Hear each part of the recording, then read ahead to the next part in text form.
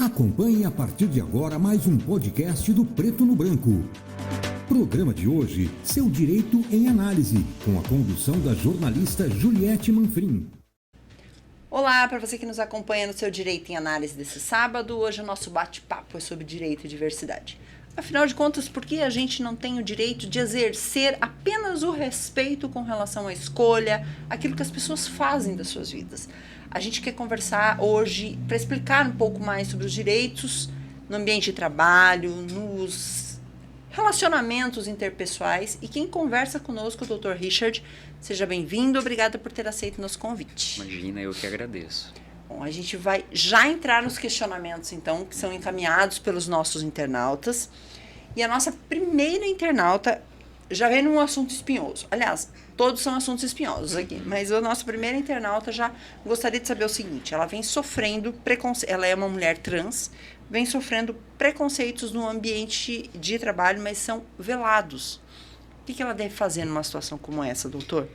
Nessa situação, o primeiro passo é abrir uma denúncia, né? Então, seja uma denúncia realizada no RH, no Ministério do Trabalho, no Ministério Público do Trabalho, né? No sindicato, e dependendo da situação, vai ser necessário fazer um boletim de ocorrência, porque acaba tendo um ilícito penal. Então, nesse aspecto, é muito interessante, é muito necessária a produção de provas, né?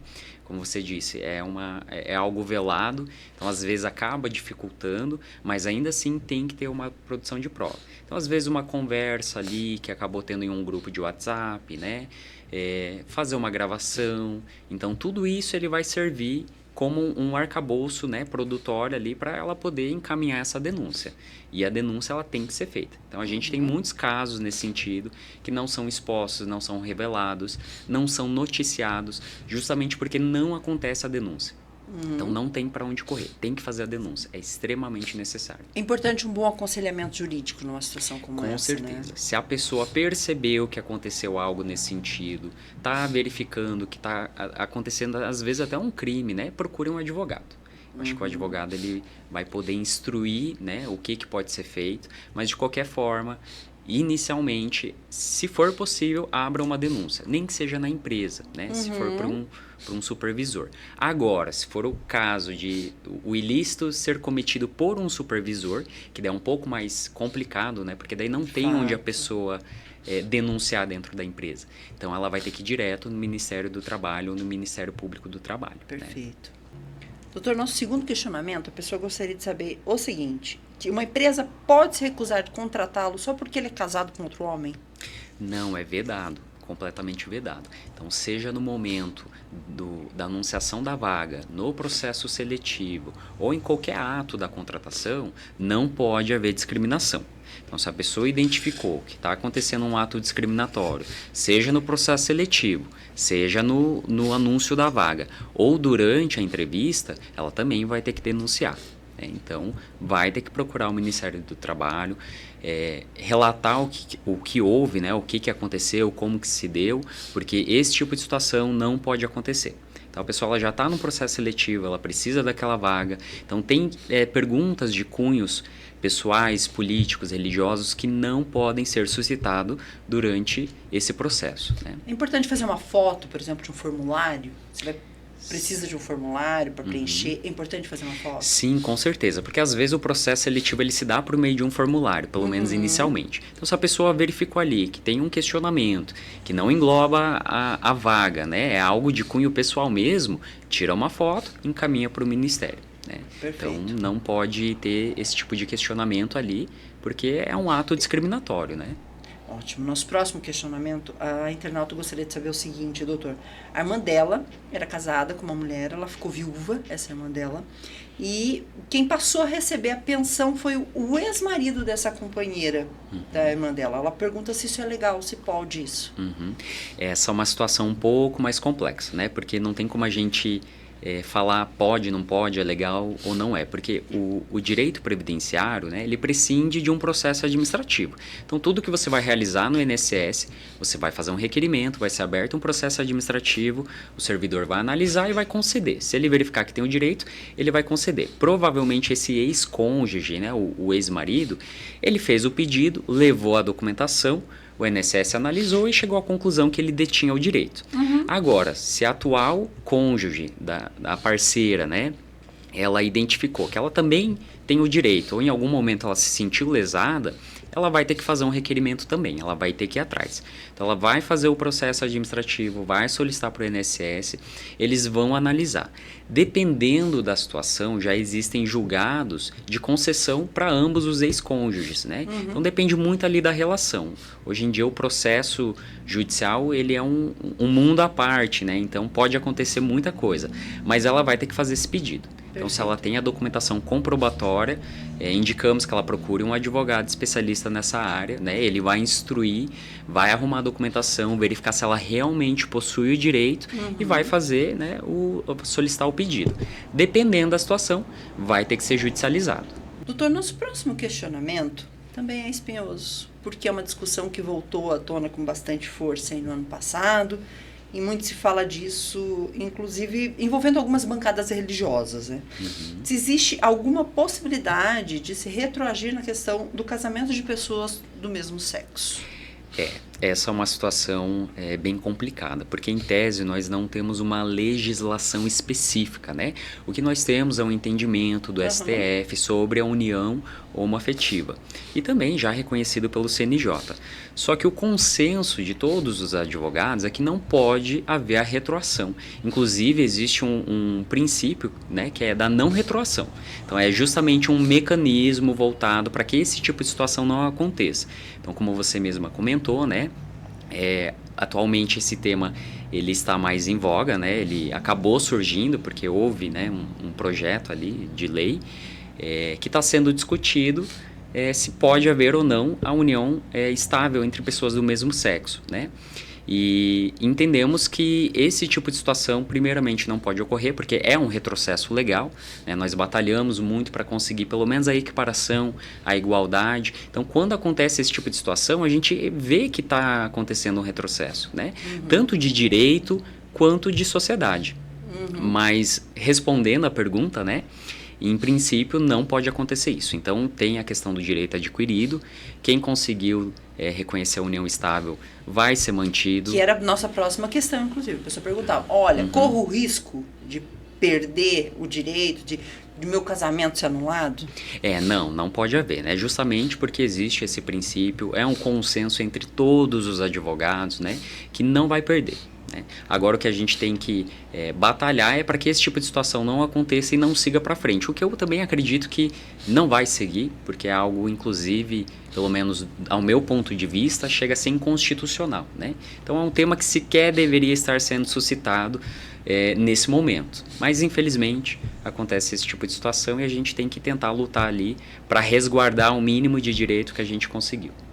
Doutor, nosso próximo questionamento, a pessoa gostaria de saber o seguinte, se é comum as empresas pensarem em programas, em propostas que possam promover a diversidade no ambiente de trabalho. O doutor já tem observado isso? Olha, infelizmente não é algo tão comum assim, né? O que eu tenho observado é que acontece em grandes empresas, né? Às vezes até em departamento, lojas, departamento nesse sentido. Eles fazem uma promoção um pouco maior, uma inclusão, ofertam cursos, né? Seja para as pessoas que estão envolvidas ali na linha de frente, para os colaboradores, mas infelizmente, levando em consideração até mesmo a nossa comarca, que é o nosso contexto em que estamos inseridos, não é tão comum. Inclusive, se você trabalha numa empresa que você tem um pouco mais de acessibilidade, que você acha que é possível, a gente sugere que você sugira para a empresa, né? Então, acho que é muito bacana a gente começar a fomentar esse tipo de inclusão, porque isso vai funcionar tanto para a pessoa, para o colaborador, quanto até mesmo para o consumidor final, né? Porque nós também somos consumidores. Nós também consumimos muito, né? Então, nós temos o mínimo direito ao respeito, né? E eu acho que isso seria algo muito bacana de ver acontecendo de modo mais corriqueiro nas empresas. Levando em consideração que existem pequenas empresas que já não têm tanta acessibilidade, não tem tantos recursos financeiros, ainda assim, se elas têm o intuito de promover esses cursos, né, essas palestras, ou até mesmo fazer algo nesse sentido, existem já lugares que ofertam esse tipo de curso. Então, por exemplo, temos a comissão da OAB, né, de Diversidade Sexual e Gênero. Eles estão abertos para fazer, para divulgar, para ajudar, para auxiliar, inclusive para instruir, né? E nesse aspecto, a Comissão de Diversidade Sexual e Gênero, ela já tem fechado algumas parcerias com algumas autarquias municipais e alguns órgãos, justamente para poder conscientizar e ofertar cursos. Então é algo que está disponível, né? A gente procura instruir, fazer um material bem bacana. E eu acho que é válido, sim, a pessoa ir atrás, né, divulgar no ambiente de trabalho, para que seja algo assim mais divulgado, né? Exatamente. Até o nosso próximo questionamento, que seria o nosso último questionamento, a pessoa pergunta justamente isso. Se existe algum mecanismo legal para, né, para promover essas ações de diversidade. Então, olha que legal. Na OAB aqui em Cascavel, a gente já tem uma comissão que trabalha, que vocês voluntariamente vão até essas empresas quando são demandados para auxiliar nesse processo, é isso? Exatamente, né? Claro que nós precisamos que haja uma procura, né? Então, a partir do momento que uma empresa ou até mesmo uma entidade pública, né, quer fomentar isso, tem o intuito de promover algum programa interno sobre conscientização, sobre como tratar a questão de gênero, questão de sexualidade, a OAB sempre está de portas abertas. Então, é interessante que nos procure, né? Vamos fazer uma análise ali, vamos tentar auxiliar, sempre conscientizando a população para a necessidade que ela precisa. Porque às vezes uma empresa privada tem uma necessidade, uma empresa pública tem outro, né? E a gente pode fechar uma parceria. E isso ele serve não só para os colaboradores, mas para todo mundo. Porque às vezes nessas parcerias que a gente vai tentando conversar, conscientizar, a gente consegue acrescer ainda mais na sociedade, né? Seja no âmbito do trabalho, de empregabilidade, de cursos técnicos. Eu acho que isso é fenomenal. Então tem que haver essa procura também, né? E eu espero muito que, muito em breve, a gente possa comemorar, celebrar, né, esse respeito das empresas. A gente tem muitos perfis de empresas ainda que são familiares, às vezes estão com o mesmo dono há 50, 60 anos, a pessoa não se abriu tanto, né, para o diálogo. Que isso mude, né, que as pessoas exerçam o direito do respeito ao outro.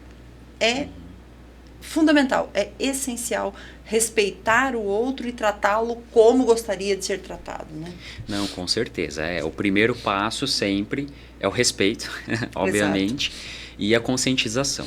Então, vivemos numa sociedade pluralista, com várias formas, vários tipos de pessoas, gênero, sexualidade, etnia, cor, religião. Então, o respeito sempre tem que prevalecer.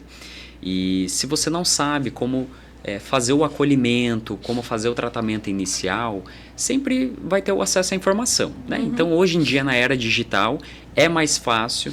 Então, basta procurar, mas claro que sempre vai ter alguma rede de apoio também para poder auxiliar, né? Quem quiser fazer contato com a comissão da OAB, como é que faz, doutor? Pode entrar em contato de que forma? Pode entrar em contato diretamente com a OAB, depois eu vou passar o telefone deles, né? Então é só anexa, isso, só questionar a respeito da comissão. Nós temos um canal de comunicação próprio, que é o e-mail, mas a OAB ela sempre vai fazer essa intermediação e eles vão repassar a demanda. Então, sendo aprovado pela OAB, sendo autorizado, nós fazemos esse acolhimento inicial, verificamos a necessidade, se é possível fomentar aquele projeto e daí em diante fazemos o trabalho ali enquanto comissão para poder fazer essa conscientização, né? Fiquei com alguma dúvida, gostaria de esclarecer algum ponto, as pessoas podem lhe procurar também para...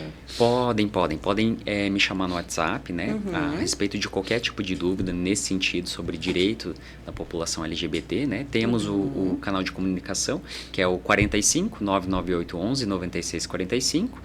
E qualquer tipo de questionamento, ficou com dúvida, pode me procurar. Acho que será muito de bom grado poder auxiliar. Estamos aqui para construir pontes. Não, com certeza, e fico muito feliz por isso, né? Eu agradeço imensamente por ter aceito o convite, por a gente ter batido esse papo, as portas estão abertas. A gente vai voltar a falar sobre o assunto, sem dúvida, nos próximos meses.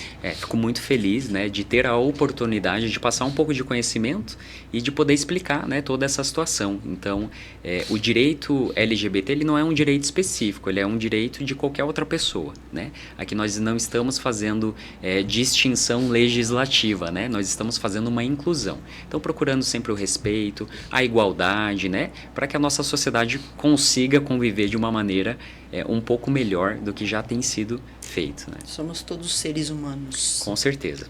Doutor, mais uma vez, muito obrigada, viu? Imagina, eu que agradeço. E para você que nos acompanhou no seu Direito em Análise desse sábado, a gente volta na próxima semana com um novo tema. Eu te aguardo lá e até mais. Tchau, tchau.